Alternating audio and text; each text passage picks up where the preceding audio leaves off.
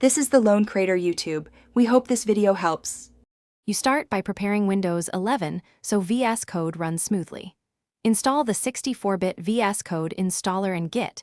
Make sure Git is added to path so terminals work.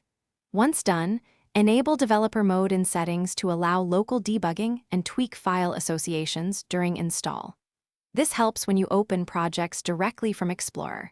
It saves time. Make sure to accept the option to add code to your context menu because it lets you launch the editor from any folder instantly.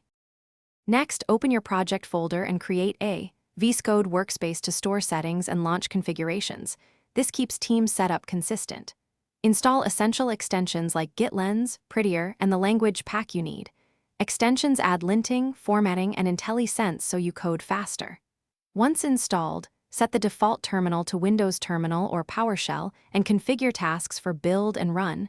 This automates repetitive steps. If collaborating, commit a workspace settings file so others use the same tools. Finally, run your app using Run and Debug. Create a launch. JSON and pick the right environment so breakpoints attach correctly. Monitor the Problems panel, the Debug console, and the integrated terminal to trace errors and logs. These tell you why something failed. If an extension misbehaves, disable it, then reinstall. If issues persist, reset VS Code settings or clear the extension cache. One key troubleshooting tip: restart VS Code after changes. Many problems resolve simply by a clean start. Thanks for watching. Consider subscribing if we helped you.